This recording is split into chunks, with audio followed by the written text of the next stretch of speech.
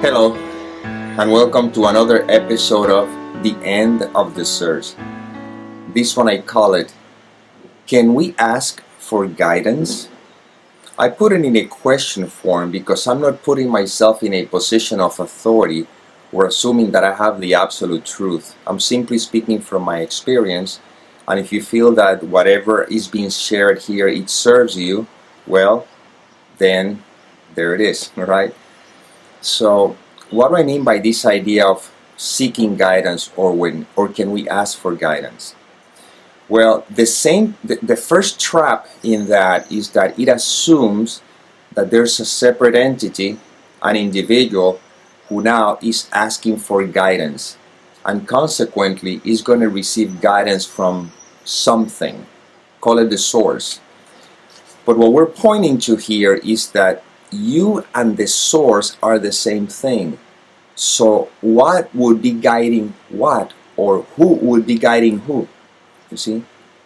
So technically speaking, if you simply are, then this idea of guidance makes no sense, because who will be receiving it if I am already wholeness? See?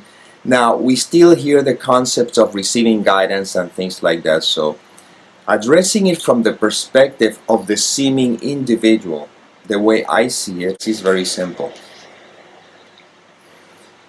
I don't sit down and wait for guidance, or I try to ask for guidance because it keeps me in the mind.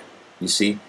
Now the mind is the one that is waiting for some sort of guidance. And generally speaking, when I see someone saying, I was guided to, or I'm waiting for guidance, a lot of times that implies that they are waiting for a thought that goes more in accordance to what they want to hear, you see? Because that's when sometimes may say, I'm feeling this is the right thing. I know this is the right thing because I'm feeling it. Again, there's a little trap there. If it feels good, I'm thinking that must be the right guidance. If it doesn't feel good, it must not be the right guidance. But once again, the trap behind that is that a lot of times is that when it feels good, it's because it resonates with my belief system, you see? Therefore, that must be the right guidance. I look at it differently. I don't get caught up into receiving guidance or not. I just simply see life happening. I could say, I received the guidance of doing this video. But the way I see it is that the guidance of doing this video is what happened. So technically, it's not that I received guidance, it's that this is what's happening. So, this must be the guidance. See, life is always moving this instrument, and if life is moving the instrument, I'm not being guided to do anything. I just see how life is expressing through me. That's it. Now, if there is a possibility of receiving guidance in a conceptual way that we can understand here, well, I'm going to tell you a story. I can tell you many of these, but I mean, this particular one, I think is great for this example. Many years ago, I was having a sense of pressure in the heart area, right? And I was under a lot of stress. I was working with a company that, demands a lot, and of course I was under a lot of stress. And I was taking care of myself. I've always, been the kind of person who took care of itself, right?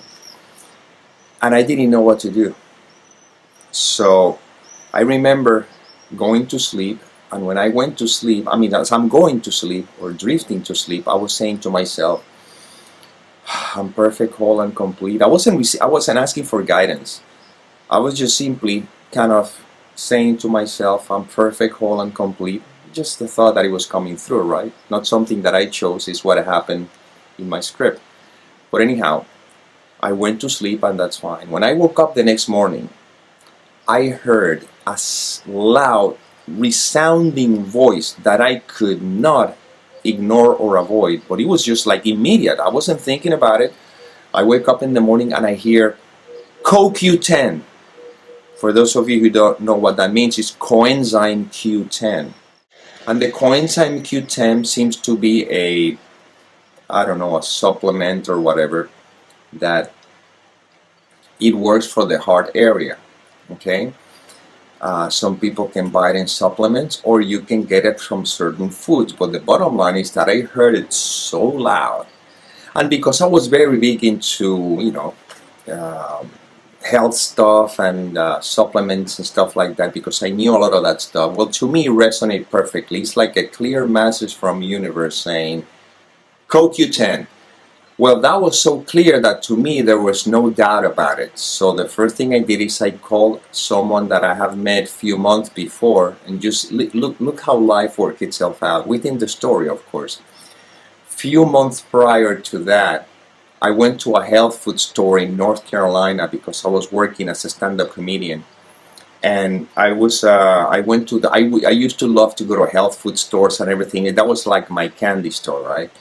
So I went to this place, and the guy who owned the place, young kid, he was very knowledgeable about all this kind of stuff. He knew about government. That was his passion, and he knew everything. So it was a wonderful conversation. And funny enough, at the end of the conversation, as I was ready to leave, it's interesting.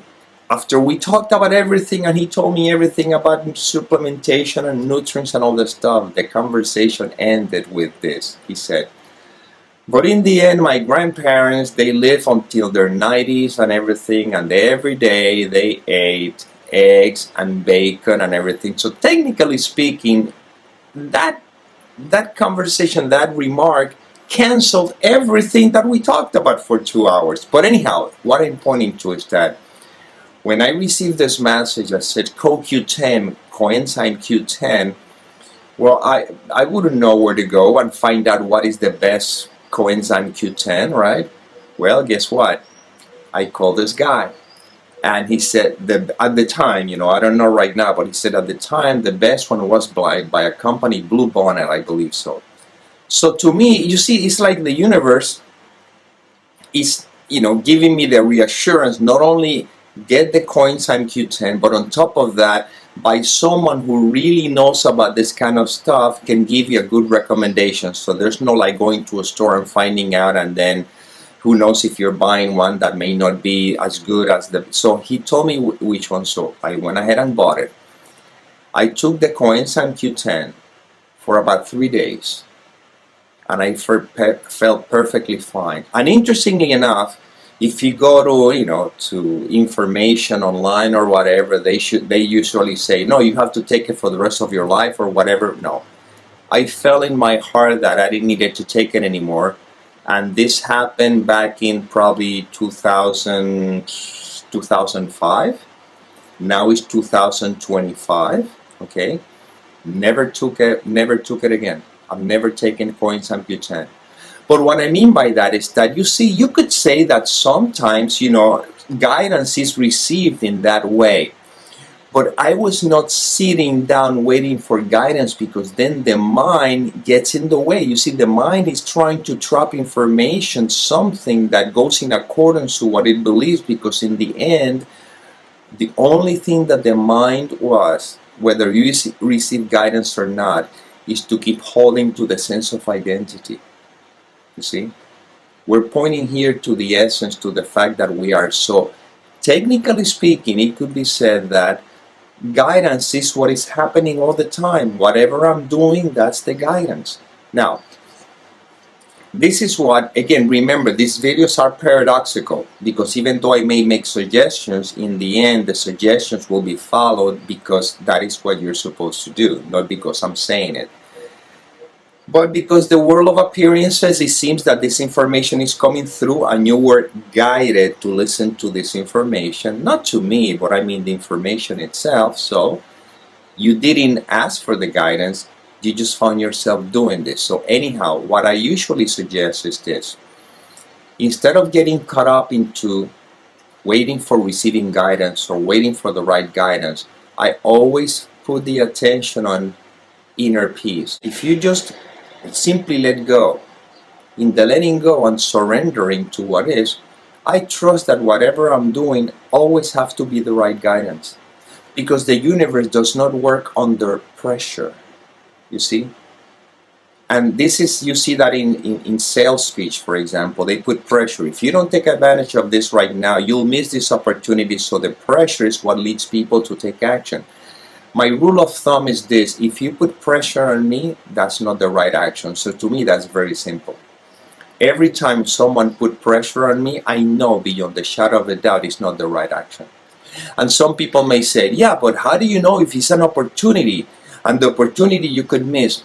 Well, I look at it this way. Again, this is my experience, and I'm just offering this as a suggestion. You can do whatever you want, but in my experience, there's no such thing as the right opportunity.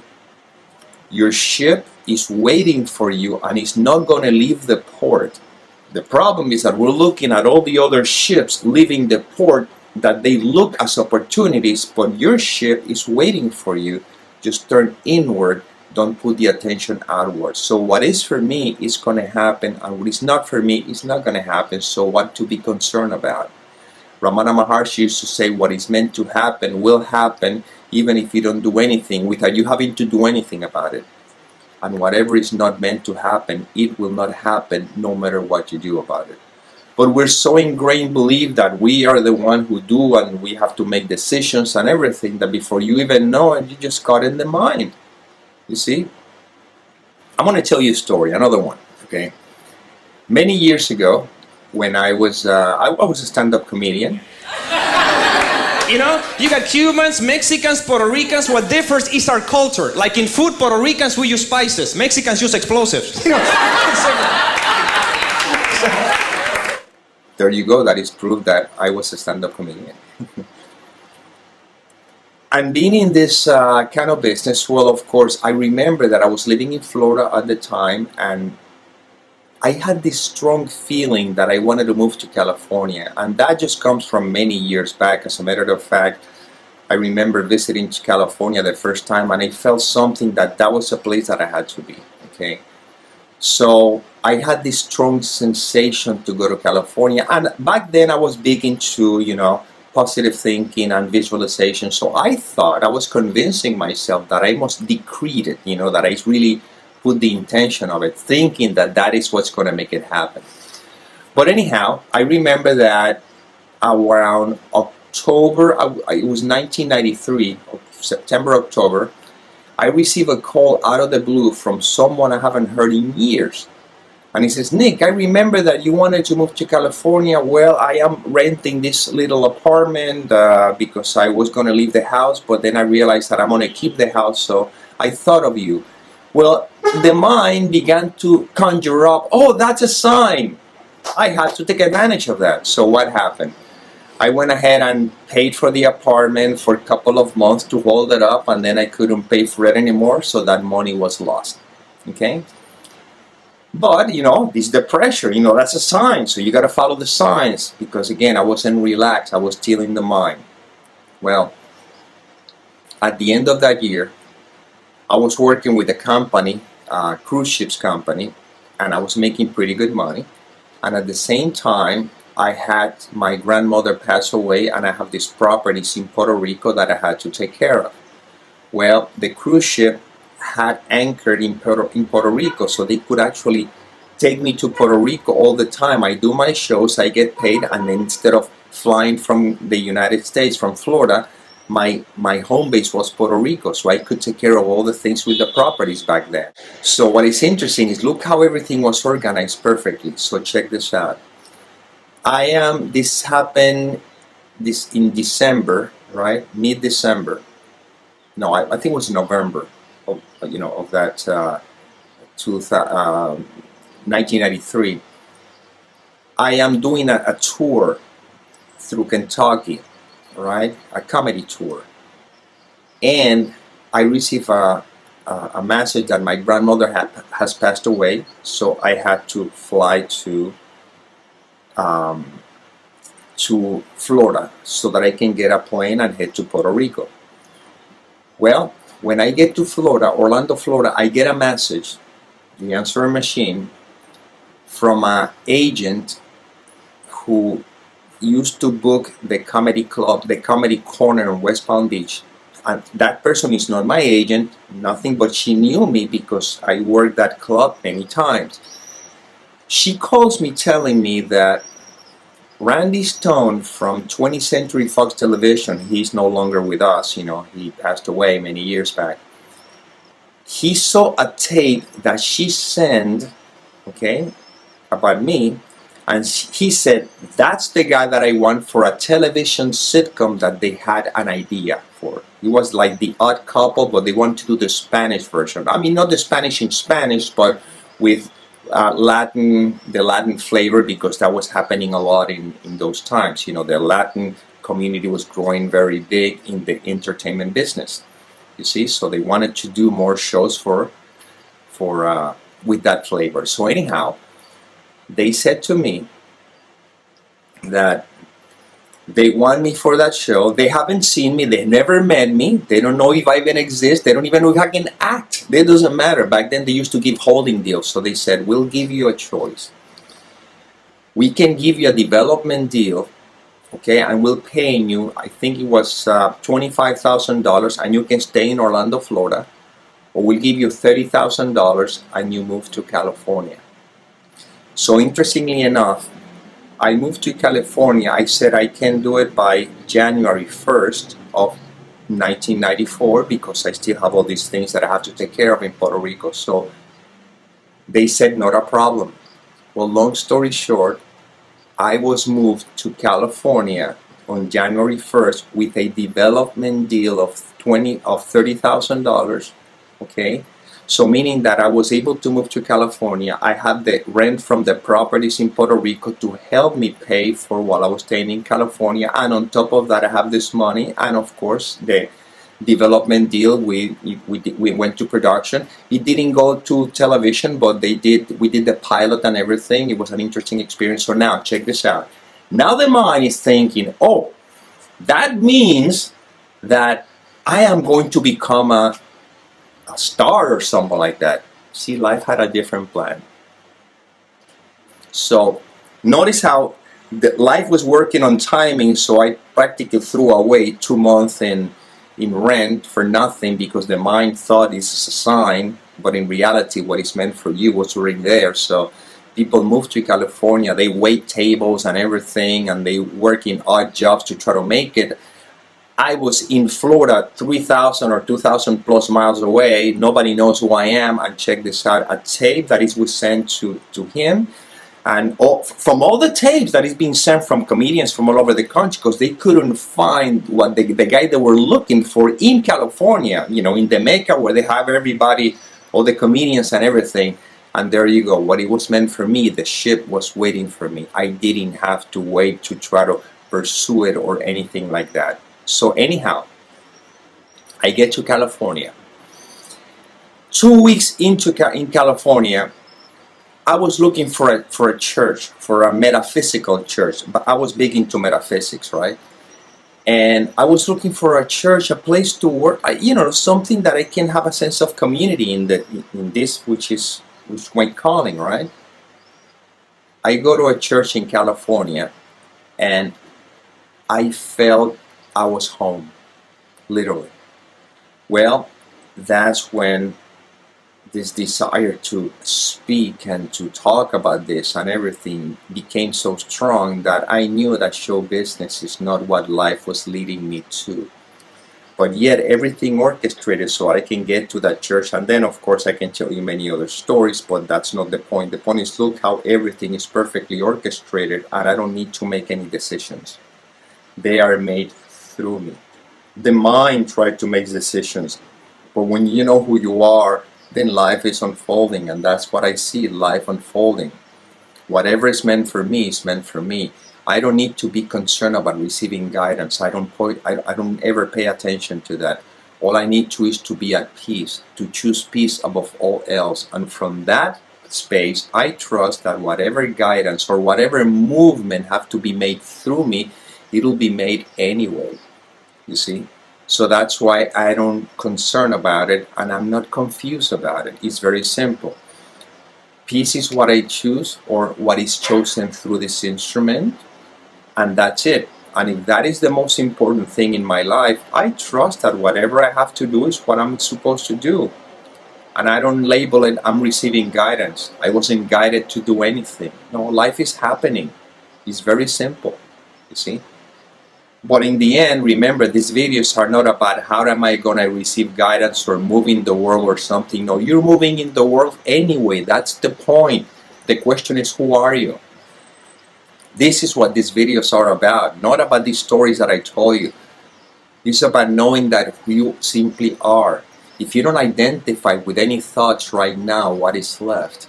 What is left is you, which is always been. Not you the person, but you essence.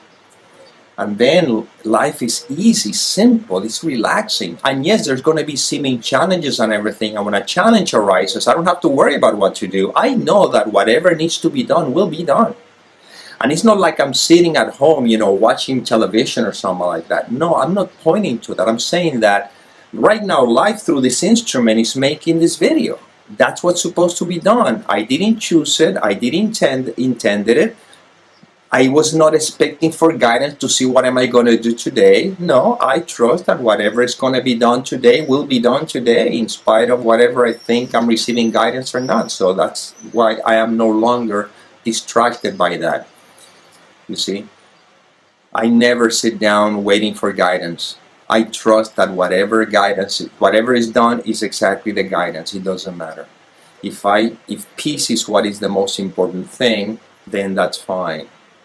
If peace is not the most important thing, I'll still be doing whatever life wants me to do anyway. The only thing is that, of course, there seem to be consequences from that type of action. And guess what? If that is what happens, is because that is what is supposed to happen. So there's no need to feel guilty or bad about it. But right now, that life is leading you to videos that are pointing to choose peace above all else. See, that's simple. And how do I choose peace? Very simple. Don't identify with any of the thoughts. Don't believe anything you think. That's it. It's not that I am choosing peace because I think peace looks in a particular way. No, it's very simple. If I don't believe anything I think, I am resting in peace. And the consequence of resting in peace is that whatever action that is taking place will be taking place from that space. And consequently, it has to be yes or yes, the right action anyway. And again, let's take the word right or wrong. It's just going to be the more favorable action in accordance to that state of mind. So, choosing inner peace about the most important thing, that's all I do in my life, nothing else. And then I see how life unfolds. And nothing happens because I'm receiving guidance. Things happen because they do. End of story. Well, this is how I look at that idea of receiving guidance, respecting how everyone may see it, So if you feel that you resonate with this, wonderful. If you think that you don't, that's fine, you can discard it. Having said that, like I always say, may peace permeate the mind so that love can be extended.